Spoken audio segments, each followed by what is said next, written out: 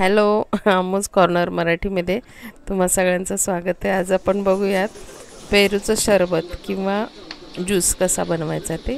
तर इथे मी पेरू कापून घेतलेला आणि त्याचे बिया वेगळे केलेले आहेत। तर तुम्हाला हवे असतील तर बियासुद्धा तुम्ही ठेवू शकता आणि नंतर आपण मिक्सरला जे बारीक केलेलं आहे ते गाळून घेऊ शकता।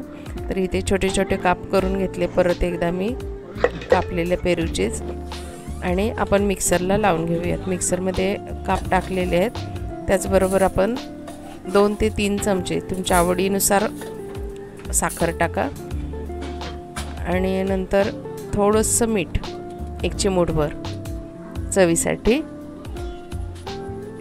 आणि थोडा काळं मीठ 1 चिमूटभर आणि लिंबू तोही तुमच्या आवडीनुसार ठेवा। जर जास्त काय म्हणतात चटपटीत हवं असेल तर तुम्ही थोडासा जास्त लिंबू पिळू शकता। इथे लिंबू पिळून घ्यायचं आहे आणि थोडंसं हलकं बारीक वाटून घेतलेलं आहे आणि आपल्याला ज्यूसी बनवायचे त्याच्यामुळे पाणी ॲड करायचं आणि मस्त अशी मऊसर अशी पेस्ट तयार करायची। आपला सरबत तयार झालेला आहे। तर आपण ह्याच्यामध्ये काही मसाले घालणार आहोत। ह्याच्यामध्ये आपण घातलेलं आहे चाट मसाला, लाल तिखट, अजून थोडंसं मीठ, काळं मीठ एवढं घातलेलं आहे। चव बघून आपण त्याच्यामध्ये मिक्स करायचं।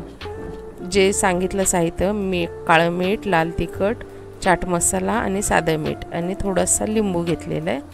आता आपण हे काय करणार आहोत, सगळं मिक्स करून घेतलं आहे। तर आता आपण हे वरून नाही टाकणार आहोत, ऑलरेडी आपण त्याच्यामध्ये ॲड केलेलं आहे ज्यूसमध्ये।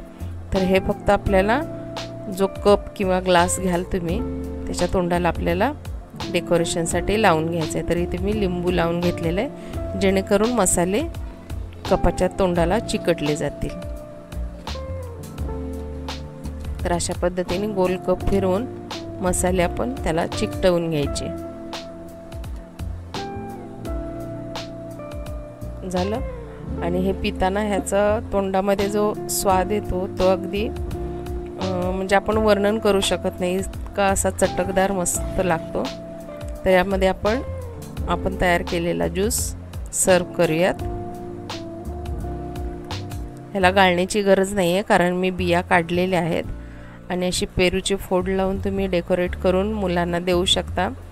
मुलांचा पेरू खाण्याचं एकच हे असतं की बी कडक असतात, त्याच्यामुळे मुलं पेरू वगैरे खात नाहीत। तर अशा पद्धतीने तुम्ही ज्यूस करून मुलांना एक हेल्दी ड्रिंक म्हणून देऊ शकता। ह्याच्यासोबत जर कोणाला आवडत असेल तिखट मीठ तर तुम्ही ते सुद्धा देऊ शकता। नवीन असाल तर सबस्क्राईब करायला विसरू नका। थँक्यू।